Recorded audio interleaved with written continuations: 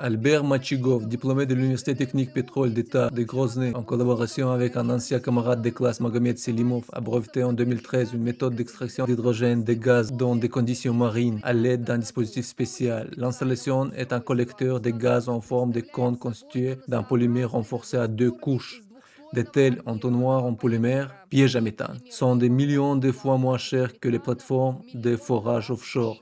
Selon Albert Machigov, ils peuvent apporter d'énormes revenus au budget russe, littéralement des trilliards de dollars par an. L'entonnoir est installé sur des torchères de gaz naturel sous-marin en mer Noire.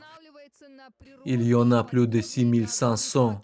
Seule une douzaine de ces torchères peut produire des centaines de milliards de mètres cubes de gaz par an en moindre coût. Les scientifiques de Moscou ont commencé à parler d'une méthode rentable de production de carburant bleu en 2016, lorsque des scientifiques tchétchènes l'ont breveté en 2013. Selon le professeur Gavrilov, c'est le plus autoritaire. Il était spécialiste en géologie. Une douzaine de plateformes offshore, pas même sur les plus grandes torchères de gaz du plateau, peuvent produire des volumes de 500 milliards de mètres cubes de gaz par an. C'est juste un chiffre fantastique en général. Et dans le revue spécialisée bien connue Oil and Gas Vertical, un discours du professeur Gavrilov a été publié où il a déclaré qu'une douzaine de ces entonnoirs de plateformes peuvent produire d'énormes volumes de gaz.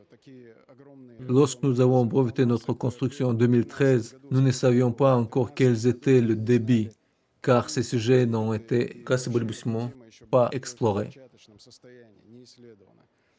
Nous n'avons pas que 3 ans d'avance sur l'Université d'État du pétrole et du gaz pour proposer ces modes d'extraction du gaz.